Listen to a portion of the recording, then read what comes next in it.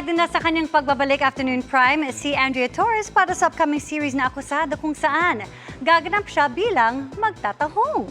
Hindi lang daw makaka-relate ang mga manggagawang Pinoy, masyusyuk din sa dami ng intense scenes. Makichika kay Aubrey Carampel. In character, si Andrea Torres bilang si Carol na isang tahong farmer sa pictorial ng upcoming Kapuso Afternoon Prime series na Akusada. Dahil nakapag-taping na sila sa mismong fishing village sa Cavite. Happy first taping day! Mas nakaka-relate na raw siya sa kanyang role, lalo't nakita niya at nakausap ang ilang mga magtatahong doon. Makikita nyo sa role ko yung pagiging masipag nating mga Pilipino. Yung lahat kasi ng racket kaya niyang gawin, basta marangal eh. Dahil andun lang talaga sa utak niya, yung goal niya na gusto niya yung pamilya niya maging komportable ang buhay, sama-sama sila. Di ba ganun tayo?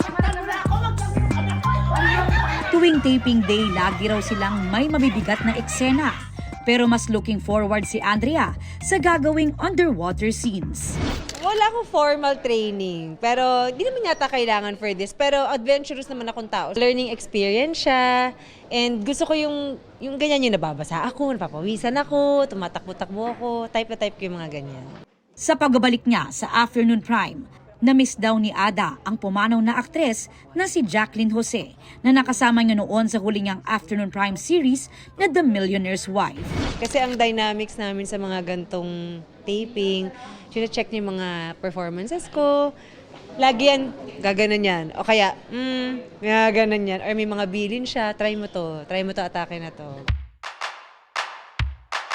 Sa gagawin niyang serye ngayon, makakatambal ni Andrea si Benjamin Alves na agad daw pumayag sa proyekto.